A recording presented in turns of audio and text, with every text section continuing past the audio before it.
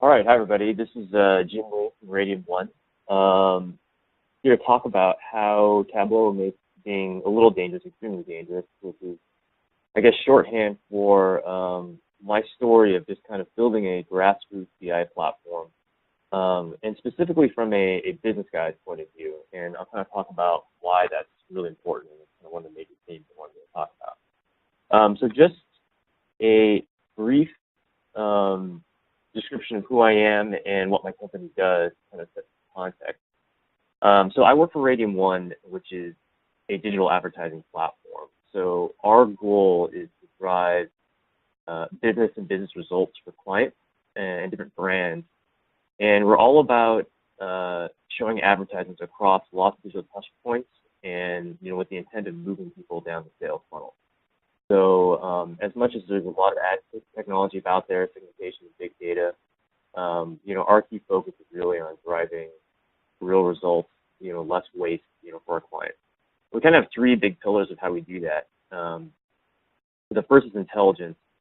And, for as much data is out there and in our industry, what a big market there is for third-party data and other commodity data, we're really about ingesting our own proprietary data. So we have lots of different data sources, our own homegrown widgets, and sharing devices that we use to generate data and data segments.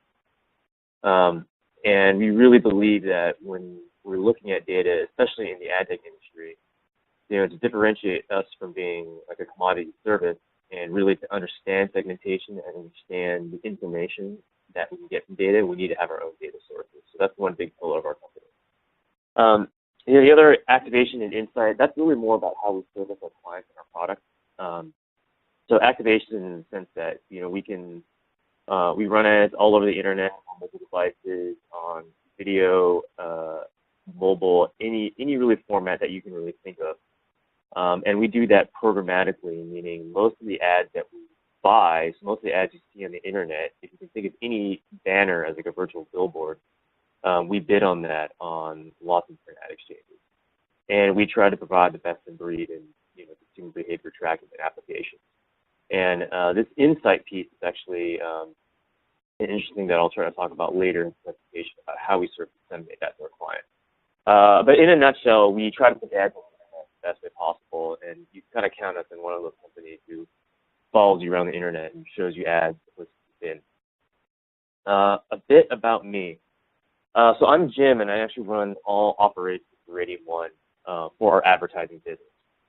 And by training, I'm fundamentally a business guy. I'm not actually originally an operations guy. I used to be a consultant. I was a business analyst at Yahoo for a while. And I think my point there is I've had to use numbers and analytics, I suppose, throughout my career in a number of different fashions. So when you're a management consultant, you're all about showing fancy charts and data. And in some ways, you're trying to aggregate ideas as conceptually as possible. And to some degree, you want to not so much skip detail, but the point you're trying to really make is about a story. And to some degree, a lot of the nuance you have to take for given or you have to take for granted.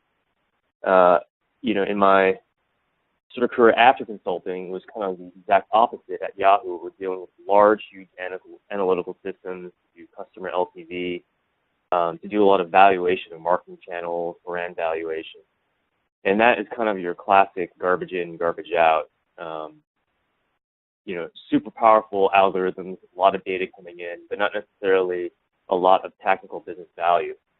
And the reason why I sort of bring that up is, coming to my job today, being in operations, it's a very, very highly detailed and delicate environment. And using the data that we have, we will actually make daily decisions about how we're running different ad campaigns. And we'll make decisions where we'll lose revenue, we'll gain revenue, we'll add value to our clients and not add value to our clients. So the point, I think, a lot is that, I've seen data done, used in many, many different fashions. And, for me, in this day and age, average and averages are not okay. And I think it's a key tendency when you're trying to explain different stories to make aggregates or some degree, not even have the detail you need to really make a great decision. And again, that's going to be another kind of theme that I'm going to be talking about. So what are the goals of this particular presentation?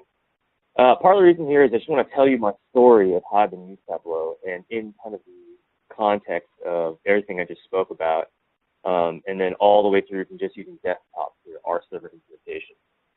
And to also share some plugs their product and earn my conference pass for why I'm actually here. But there's kind of three major ideas I want to get across.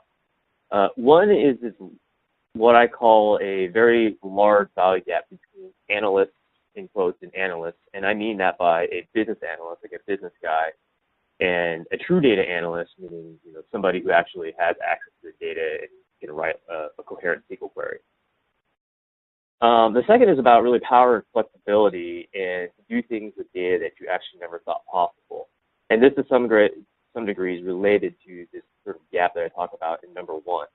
And I kind of want to illuminate some of the things that across at RadiumOne that we never even thought that we could possibly do, and different resources that it saved us.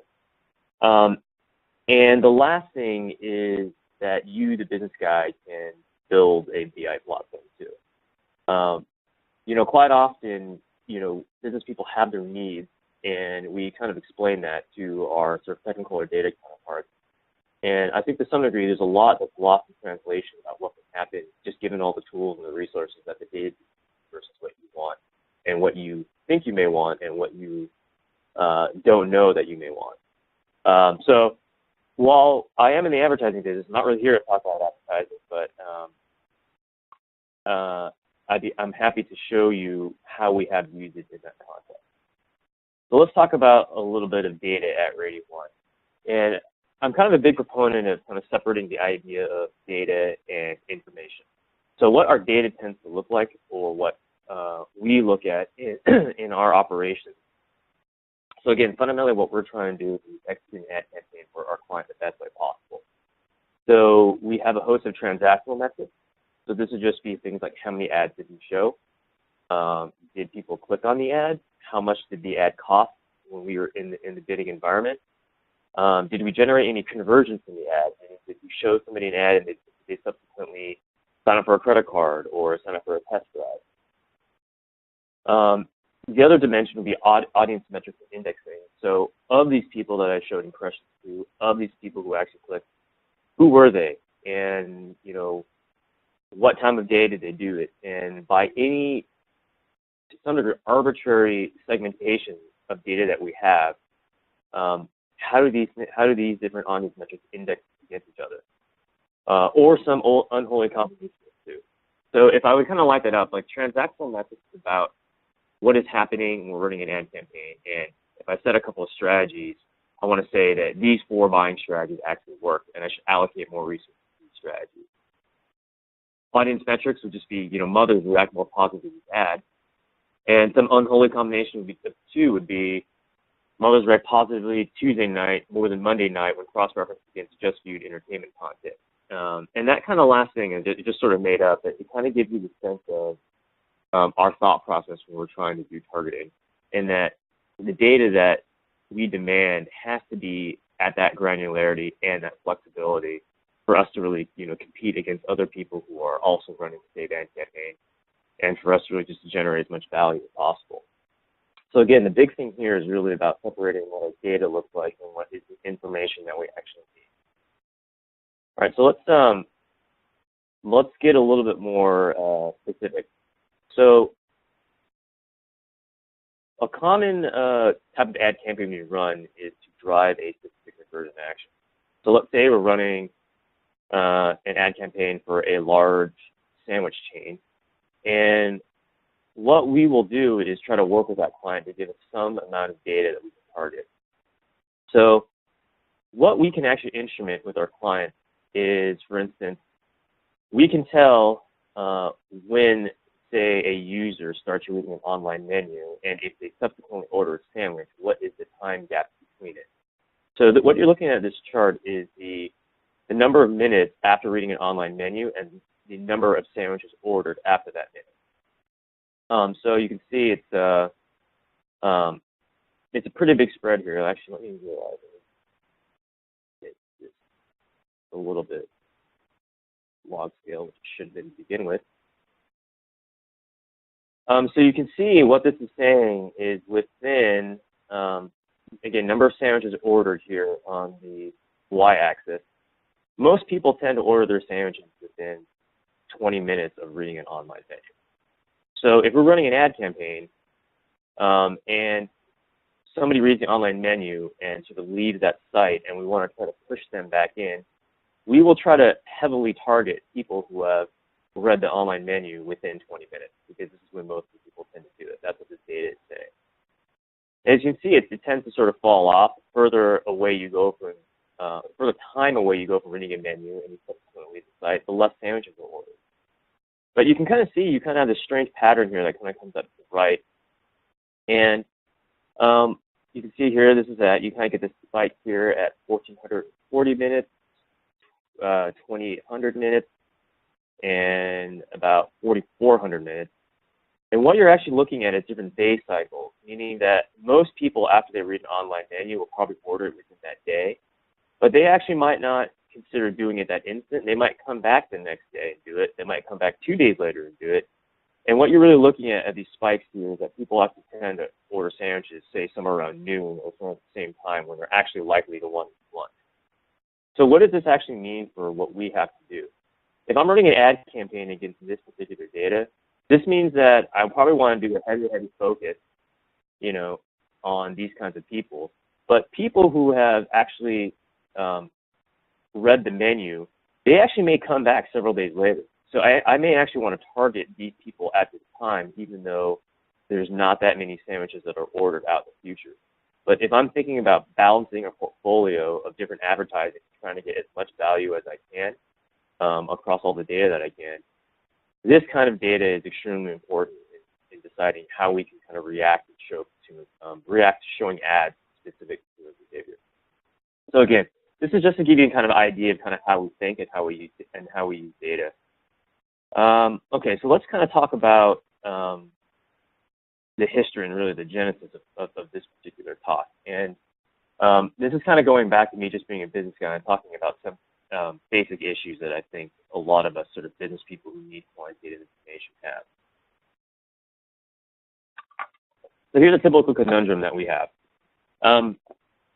You have me, the business guy, who probably lives and dies in Excel, versus, you know, what I call the beanbag Buddha, which is a data analyst. So this is Randall here. He's kind of our lead data analyst at MIT. Sorry, at RadiumOne, and he went to MIT with his teeth and Mercer before.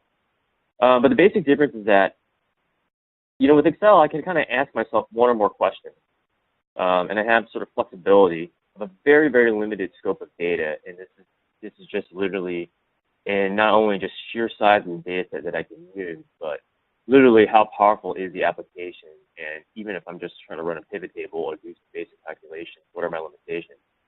So to some degree, you know, I can format my data, I can do, you know, I can massage my data, I can play as I go in my sandbox, but I'm very limited in scope. And if I need to do something that has kind of more power, you know, I can ask my analyst, but really I can kind of ask him sort of one question at a time. And I'm just really talking about how would I engage with this person in real life. I would probably ask him, this is kind of what I'm trying to figure out.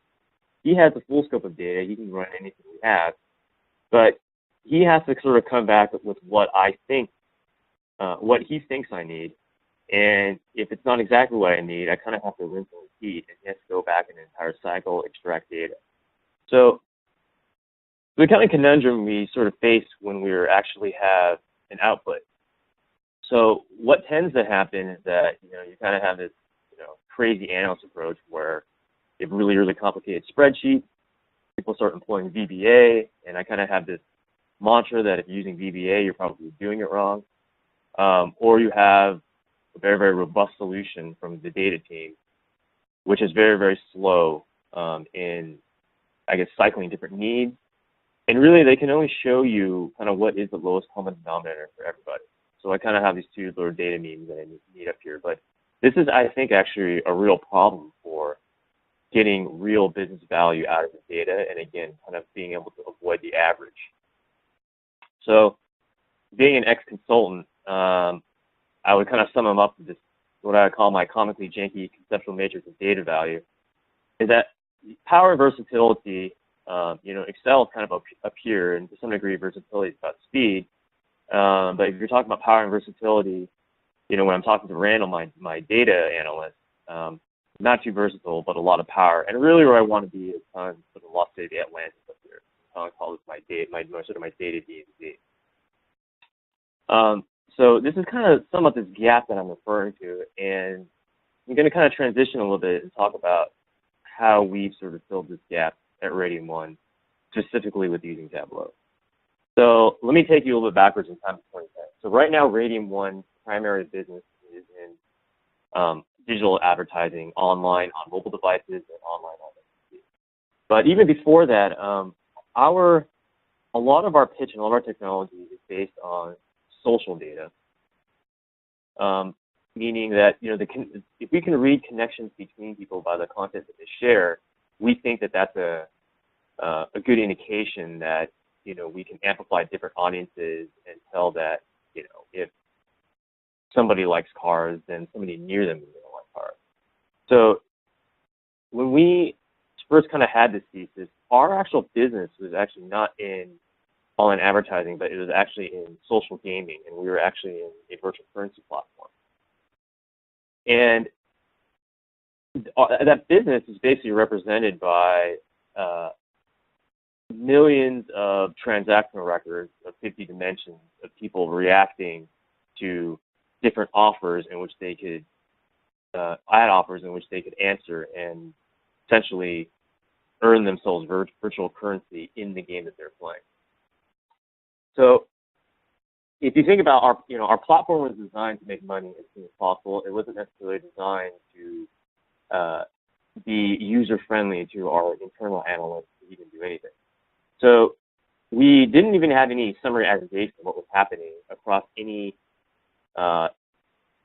metadata or any like logical business aggregation that we need. The only thing we had was a huge table of data with really, really bad CSV download capabilities that pretty much offered zero analytical value. So you were very, very limited in even the time it took to get the data out, much less to be able to make a business decision. So after a very hard negotiated STB dump of a flat file of all the transactions, so this is literally just to extract the system, we were looking for an application and actually be able to crunch this data. And I think, in 2010, I think it's Tableau 6 or Tableau 7 is out.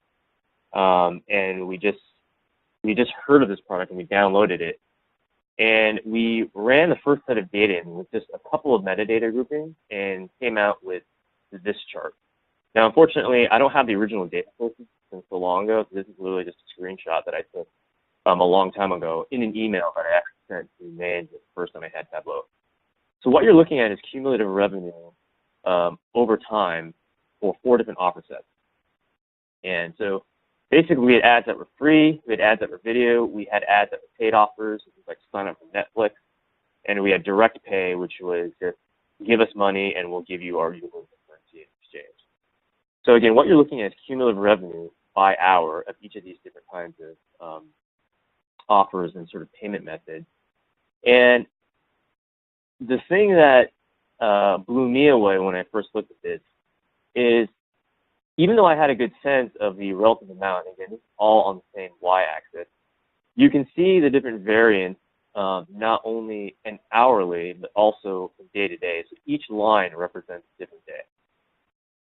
So this is a kind of first aha moment of where we're actually seeing not only where most of our revenue is coming from in a data-driven and non-infused fashion, but also where was our revenue stability, and given any kind of activity that would happen either in paid or direct offers, how might that affect my current day's revenue or even the revenue in the days forward?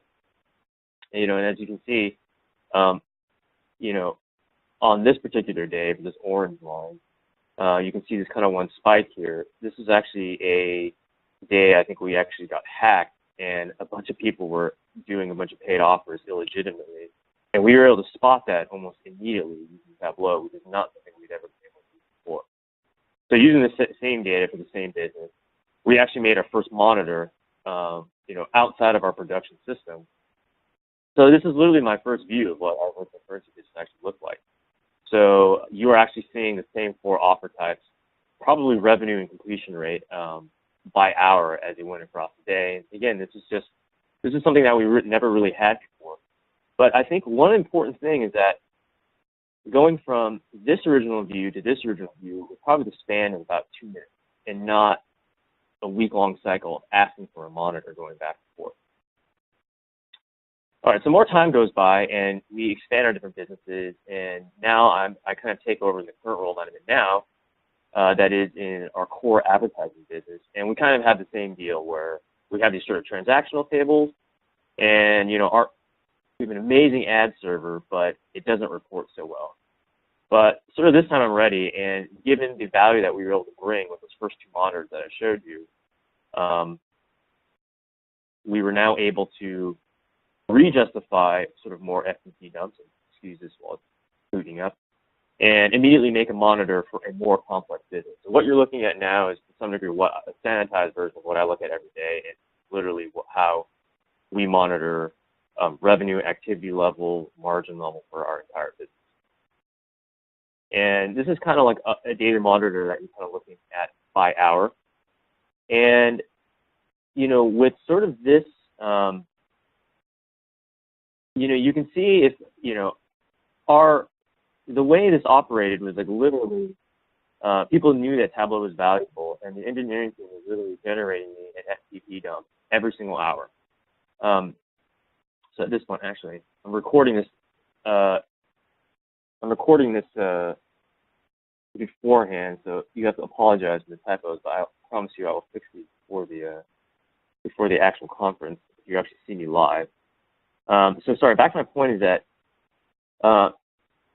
it was pretty obvious that having this automated and at your fingertips without any kind of manual file upload was the way to go.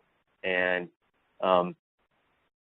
we switched to server, and literally this one monitor alone was enough to rationalize our switch to server.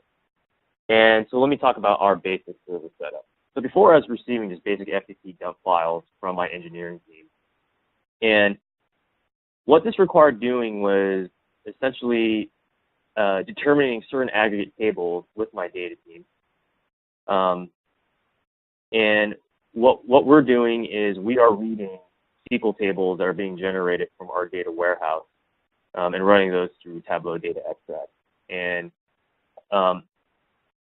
there's probably lots of different ways to set that up. But I think my key point here to at least the business people is that in some ways you still have to think about averages in terms of aggregate, but the way that you would think about getting your data is probably not the same way you would think about it if you were just asking for one specific data set or a slice of data you would use to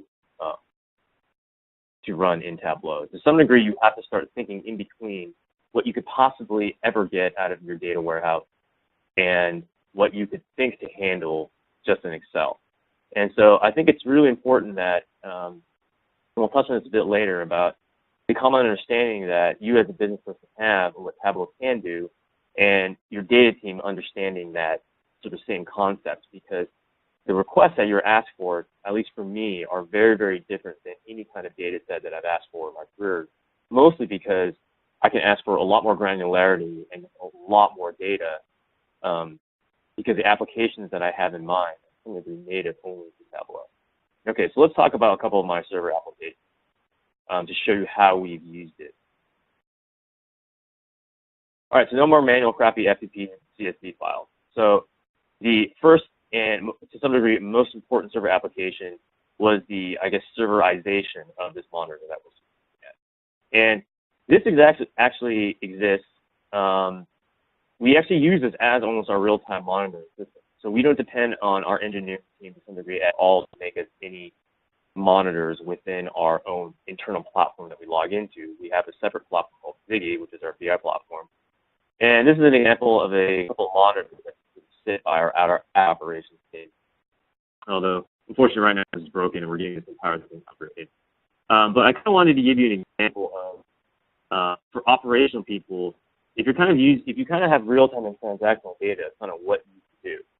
So you can see this lower left-hand monitor here, which is the same thing as this monitor, which we're actually going to look at live. And I'll have to remind myself when I do the presentation to actually cache all these up before I start. But what you're actually looking at is how we predict revenue for every day. So again, each line is a different day. Each of these graphs represents, I guess you could call it like a different business unit and how much money they're going to make a day, and then the aggregate, and then margin for all of our different businesses. So this is just immediately, I can tell in 5 seconds how much money we're probably going to make by the end of the day, and I know whether we're going to do it profitably or not. So this is a monitor that will probably sits in this lower left-hand corner for, as long as possible. But let's say that one day my engineering team tells me that they're pushing a fix, and they expect that a certain, let's just say, conversion tracking may not work so well. So, okay, so I'm thinking to myself, all right, how am I actually going to be able to figure that out? So this is exactly what would happen. So I'm going to look at this metric called eCPA. And what eCPA is cost per acquisition. And this is basically, if you're trying to drive a conversion action for a client, how much is that costing? So if there's if we're missing tracking features in our UI because we make a push and there might be a bug, I'm going to see a fluctuation in the metric. So, but how do I actually want to see that in the smartest way possible? Well, given that this push is going to already happen sometime this morning, I'm going to kind of look at it by hour. And hour is probably not good enough because I know that Sunday reacts different to Monday, reacts different to Tuesday. So I'm going to throw weekday on there, by weekday. And then I want to kind of have a sense of past history. So I'm going to go ahead and draw a line for every single day. All right, so now we're talking.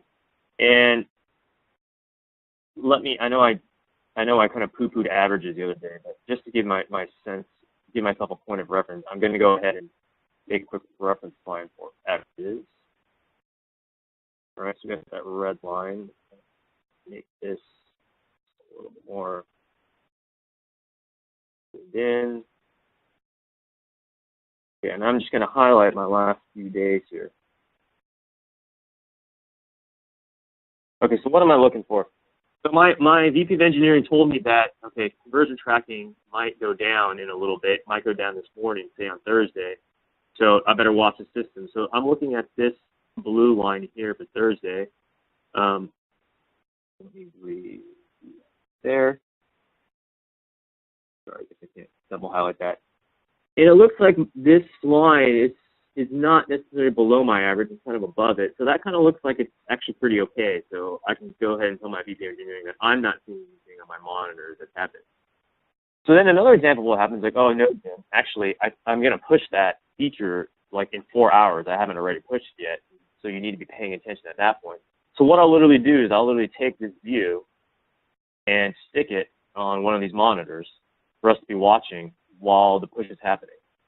So this is, pretty instantaneous monitoring that we can have, which, I have never been in a situation where you can do so much with so much flexibility and build such a detailed and well thought out monitor for one specific purpose in such a short period of time and have it so everybody can literally see it and everybody watching it. So again, this is sort of an application that, again, the point being, you would never almost really think that you could ever do this, especially in some of our business that are transactional, to some degree with any other product that I can think of that easily and with that amount of infrastructure that you can put it up and share it for everybody and do it, across the region, across the globe. So while I'm kind of on that idea of dissemination, a lot of what our product is to our clients is showing people good insights. It's not just about showing ads and running them the best way possible and getting some kind of ROI. So, one use that we have is that we have lots of account managers who are serving our clients, and they have all kinds of different skill levels. Many of them are just out of college. Some of them have 1 to 2 years of experience at some other ad agency. And they all have varying degrees of quantitative ability, storytelling ability. But one thing they are all great at is working with clients. And we know that if we can arm them with the right tools, they will generate, as much value as any technology we could ever build. So, of course, one thing Tableau is great at, as you can see from the previous monitor, is visualizing information. And so all this information you're seeing is almost all the tactical information that we basically have at our fingertips. And there's, we want to share this sort of same information with our account management team so they don't have to be making and downloading information and working with Excel and dropping stuff into PowerPoint and grinding. So what you're seeing here is actually a small sample chunk of our internal wiki, which we use for obviously internal knowledge purposes. But what we've actually built is an insight section of pre-built insight charts. So we have aggregate trend of, let's say, delivery and click-through rate metrics, video completion metrics that we use for our video campaigns. And I apologize for only showing you a chunk here. I kind of have to sanitize it. We have client information over here on the right. But how we've used our Tableau platform is that when we're talking about the context of insight for our account managers, we want to give them a tool that they can use for their clients that's as seamless as possible. And so we built in the basic tools so they don't have to work on Excel reporting, which is actually kind of a major idea if you think about it. But the more important thing is I can embed that tool in a context that they understand. So this is number one, basic performance trending.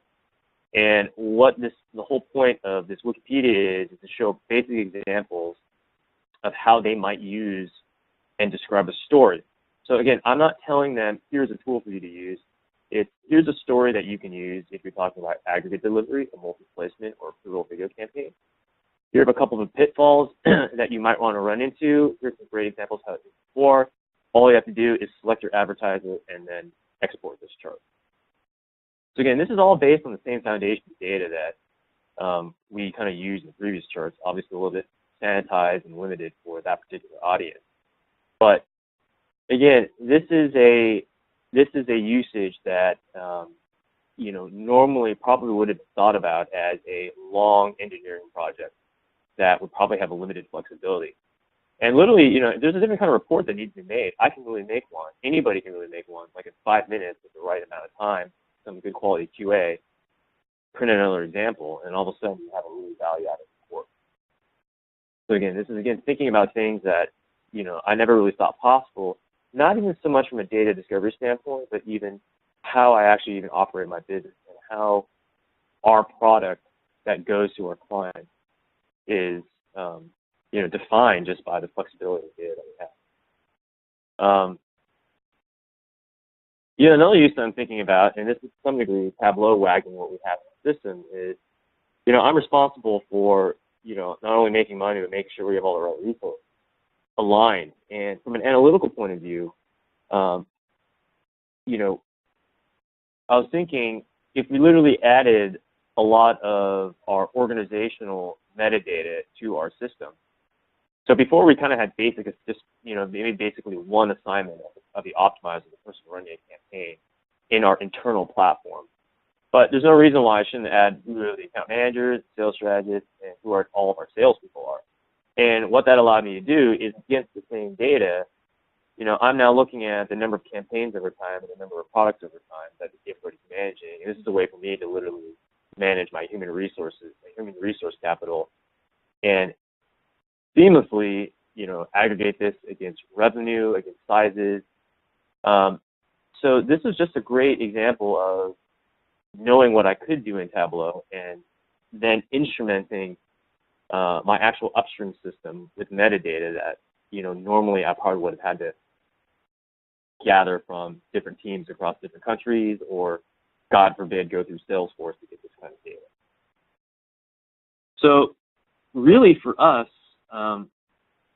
there's been, the uses have just really sort of been unlimited in a sense for our operational team, for any situational analysis, tactical, ad hoc, large analysis, consumption. So I didn't really show much of this to some degree, so it's secret sauce, but almost all of our sort of biggest analytical tables that inform our optimizers, different strategies they can take, are done in Tableau in different ways. So not only internally, externally, I kind of showed you what we've done for our client services team or our account management team. All manner of business reporting. And this is across all of our regions, across all of our businesses. The way we look at our business pretty much sits on this platform. And, you know, again, I think a large point of what I really want to get across is that these are all things that you would think you would need, but would kind of not necessarily have any way of getting at unless you really had this, to some degree, user-friendly bridge to access and spin the data, and it being able to have the amount of scope and flexibility to do what you need. But again, I'm kind of going back to what I started with, in the sense that, like, I can't have averages. But, you know, if you're thinking about doing any kind of similar setup to us, you do still have to think about aggregates at some point. The data has to come from somewhere, and, you know, the easiest way, I think, for any business user is to have flat files well thought out about around your business purposes. And that still takes a lot of work with your data team to do. But if you have a certain common understanding of, I think, Tableau's flexibility, and I think what I really appreciate about Tableau, it's very easy, I think, for the data team to understand in terms of what it can do and the data it provides, without them necessarily needing to get into flexibility of how and why you need to do it. You know, it allows you to sort of think about not one question or not a few variants of a question, but it allows you to think of consuming data in a much larger fashion and asking for data in a larger and more robust scope, which is, you know, I think quite frankly for at least a lot of people in my team, very different to how they've had to request any kind of data or insight in the past. Again, it's either order your big question, maybe get it back from your analyst, maybe go back and forth, or just take your limited scope and spin in Excel and see what you get, and maybe it's good enough for government work. So a couple of then closing thoughts on kind of that story. You know, I think the largest conclusion that I've driven, it's not really hard to talk about a platform for your data team. And one thing I kind of would like to encourage everybody to avoid is that their tools and their capabilities doesn't have to wag your analysis of what you need to go for. I mean, especially in a situation like this with Server. And you know, one thing that's been really challenging in a good way is that because I've been able to have all this data and spin what I think are the right views, I've actually never been in such a data and information-rich environment. And to some degree now I have to truly think about where the analytical onus lies. Meaning, if I can understand this, who's actually the right person to be looking at this and figuring out this question? It's sort of the same case that now that I have a really, really robust way of getting client reporting data to my account management team, how does that change how I think about what their skill set should be? Before it was kind of like if they could print anything and get it out the door, that was sort of reasonable, and the client liked it, that was good. But now that we have a really standard way of doing very, very accurate reporting, what does that really mean for what they have to be able to do? Which is, I think, a great problem to have. And you know, you're just often surprised at what you're not looking at when you can look at things so quickly in a different way. So I would encourage everybody to, you know, with all the tools that are coming out there for business people to, you know, especially those who've sort of grown up either working with analysts or growing up working with just like Excel and your PowerPoint and your roadshow, to really think big about what you can do. And this is about thinking big and differently about sort of the data set that you're asking for. So you can, you know, happily avoid what I call the soul's comfort of averages. And if anything, you can just generate cool art and put this up on your monitor and kind of make it look like you're doing work, which is another great advantage of having Tableau. It's kind of like I'm flying through the system and generating data, and people are much hesitant to ask me questions for good or for bad. And it makes for some cool charts. So about running out of time here, and that's all I got. If you would like to ask me any questions, I guess this presentation will be made available to you as hopefully a way to contact me. So thank you very much.